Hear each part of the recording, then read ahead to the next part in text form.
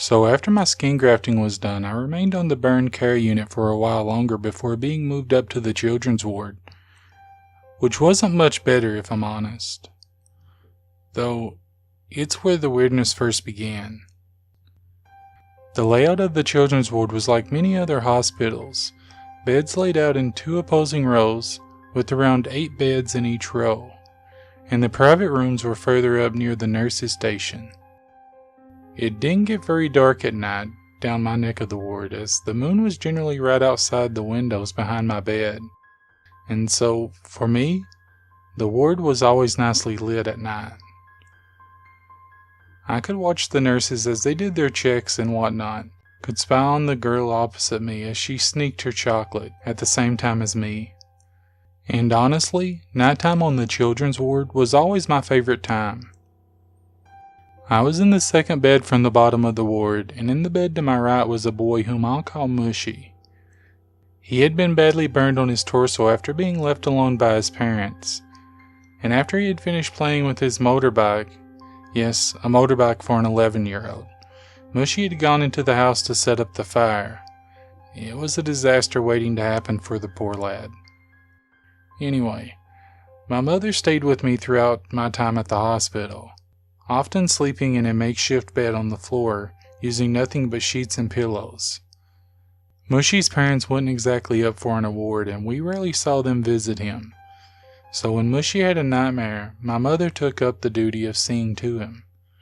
She would get up off of that cold floor, tired and aching, and go take care of a boy who was more or less left to fend for himself. I heard him one night as his nightmare started, and could hear the mattress responding to his tossing and turning. I could hear his cries for his mom, when I saw my mother lean over him as she usually did. I smiled at her and watched as she pressed her fingers to her lips before I could say anything, so I simply resumed my hobby of counting ceiling cracks. Nothing whatsoever about that moment struck me as odd. Not until I slyly went to take some chocolate out of my small bedside table drawer, and saw my mother still asleep in her uncomfortable bed on the floor. She was out cold for a change, and when I looked back towards Mushy's bed, she was still leaning over him. Only this time, she was more like a shadow than a person. And I thought it was probably just me finally cracking up due to the trauma or something. But I kept looking. It was slightly taller than the average person, slimmer, and the facial features were silhouettes of sorts, and I couldn't make out any clothing or shoes or anything like that.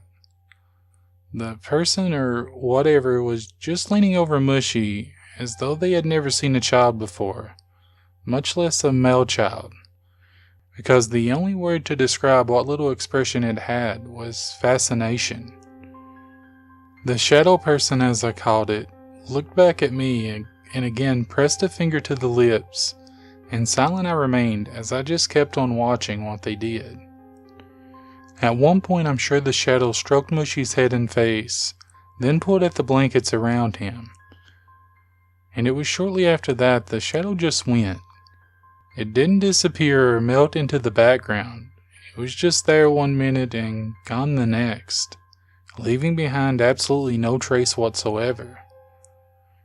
I wasn't afraid of the shadow person, but then I just had a quarter of my body torn off, so I figured nothing could be scary after that. So there I was, an 11-year-old slyly eating a bar of dairy milk at 2 a.m. in a hospital bed, and just watching this shadow stare down at the boy in the bed next to me. I didn't call for a nurse, didn't wake my mother, or pretty much do anything other than just eat and watch. I mean, there is no harm in looking, is there?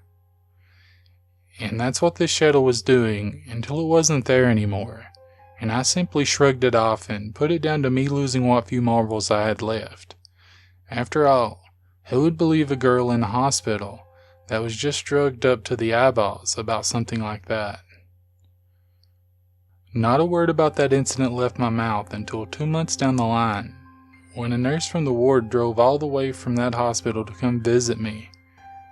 She took me down to the cafeteria for a Coke and sandwich. then outside for a short walk, which is when I told her about the shadow person.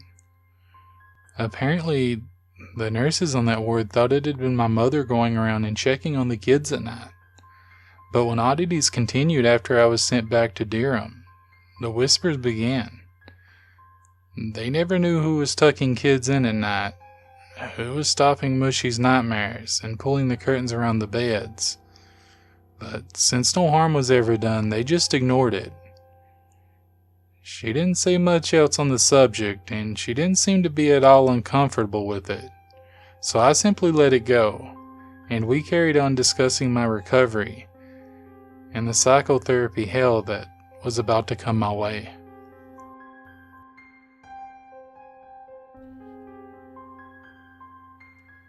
Hey guys, what's up? I hope you enjoyed the video. Now I know I could have started here with these videos, but I really wanted you to get the full backstory as I felt it was important. And if you haven't seen the first 2 parts of this series, you should check them out, because there's a reason this is all happening to this individual. As always guys, if you have a paranormal topic you would like me to discuss, or if you have a story you would like to send me, email me. I will leave my email in the description below.